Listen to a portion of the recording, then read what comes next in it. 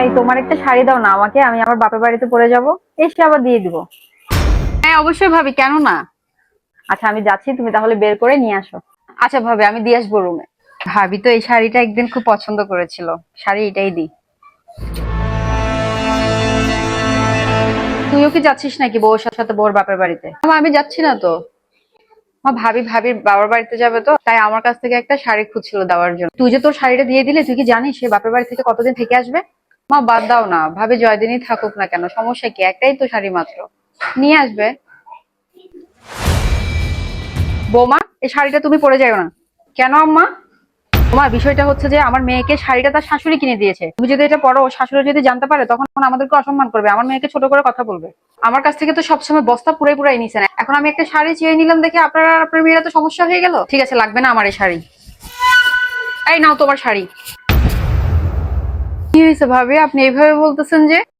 আর শাড়ি কেন দিয়ে দিলেন?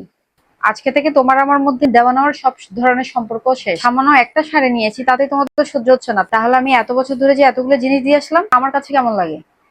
আজকে থেকে তোমার সাথে আমার সব ধরনের সম্পর্ক শেষ। এই আমার মাটার জন্য মনে হয় শান্তিতেও থাকতে পারবো না। বৌমা, এগুলো কোন ধরনের অসভ্যতামি ব্যবহার বলো তো? তুমি কি তোমার ননদের বরাবর করবা? আম্মা, সারা জীবন কি বউরাই শুধু দিয়ে যাবে? আজকে যখন আমার নেওয়ার সময় আসছে, আপনি তখন শাশুড়ির অজুহাত দেখাচ্ছেন। আম্মা, আপনার মেয়েকে যখন কোনো কিছু দেওয়ার কথা বলেন তখন কি বলেন, যে দিয়ে দাও, নইলে আমার মেয়ে শ্বশুর বাড়ির লোক তার শাশুড়ি কি মনে করবে। এখন আমি যদি একটা শাড়ি নিতে যাই, ওর শাশুড়ির যদি এত সমস্যা হয়, তাহলে এখন থেকেও আমি আপনার মেয়েকে কোনো জিনিস দিব না, কারণ তার শাশুড়ির কথা ভেবে আমার বা কি হবে। মা, শান্তি হয়েছ? মা, তোমার কলিজাটা এখন ঠান্ডা হয়েছে তো? আরে বাবা, আমার শাশুড়ি আমাকে কি বলবে না বলবে এটা তো পরের কথা, কিন্তু তুমি তো তোমার বউকেই কথা শুনাই দিলা। আরে আমার সামান্য এতটুকু কথাতে যে ওর এত গায়ে লেগে যাবে, এটাকে আমি জানতাম নাকি? আরে মা, তুমি ব্যাপারটা বুঝতেছো না, ভাবি তো এটাই চাচ্ছিল, এই সুযোগটাই নিতে চাচ্ছিল, যে কিভাবে ননদকে কাপড় চোপড় দেওয়া, জিনিস দেওয়া বন্ধ করানো যায়, আর তুমি সেই সুযোগটাই ভাবে কি দিয়ে দিছো।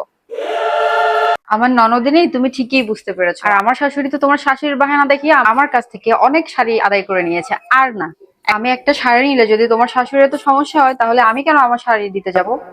আজকে থেকে তোমার সাথে আমার কোনো লেনা দেনা নেই।